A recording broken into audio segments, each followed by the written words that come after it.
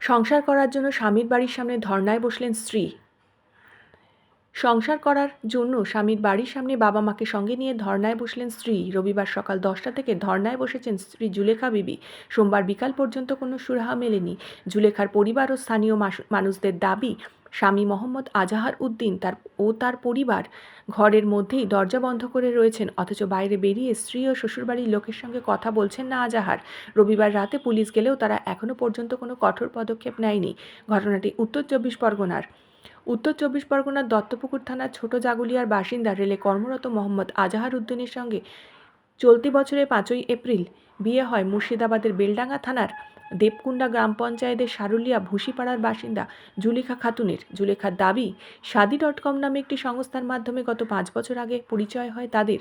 পরিচয় গভীর হলে চলতি বছরের 5ই এপ্রিল তারা গোপনে মুসলিম ম্যারেজ অ্যাক্ট মোতাবেক আইনানুগ রেজিস্ট্রি ম্যারেজ করেন।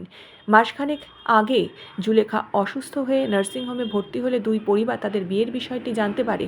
তারপরই আজাহারের পরিবার বিয়ে অস্বীকার করে এবং আজাহার তার স্ত্রীর সঙ্গে যোগাযোগও বন্ধ করে দেন এবং নতুন করে বিয়ের জন্য মেয়ে দেখতে শুরু করা হয়েছে বলেও জুলেখার অভিযোগ। এরপরই জুলেখা তার বাবা মাকে সঙ্গে নিয়ে আজাহারের সঙ্গে দেখা করতে আজাহারের বামুনগাছির রিজেন্ট গার্মেন্টসের ফ্ল্যাট কুসুম ভবনে আসেন, কিন্তু তাদের সঙ্গে আজাহার ও তার পরিবার দেখা করতে অস্বীকার করায় বাধ্য হয়ে ধর্নায় বসেন জুলেখা ও তার পরিবার। সমস্যা ওনাদের 4 মাস আগে নাকি বিয়ে হয়েছিল, আমাদেরকে জানায় ওনারা। আমরা লোকাল ছেলে, তা আসার পর আমাদের মেম্বার সবাই থাকে যে আজারউদ্দিন ছেলে বামুনগাছি চৌমাথায় বাড়ি আছে, ওরা এখানে ফ্ল্যাট কুসুমে থাকে। তো আমরা সবাই লোকাল ছেলে মিলে এসে ঘরে এসেছিলাম, দেখলাম বন্ধ। তো ওনাকে বললাম যে এখন কি করা যাবে। উনি বলছে তাহলে আমি এখানে ধর্না দেবো। উনি কালকে 10টার থেকে এই পর্যন্ত এখনো ধর্নায় বসে আছে। আপনার পিছনে যে বাড়িতে দেখা যাচ্ছে এটা আজহারউদ্দিন, আমার বাবার নাম হচ্ছে আলাউদ্দিন। কিসের কাজ করেন আজারউদ্দিন? ও রেলে চাকরি করে। আচ্ছা, উনি যে বিগত 4 মাস আগে বিয়ে করেছেন সে বিষয়টা আপনারা জানেন? হ্যাঁ, এটা জানি।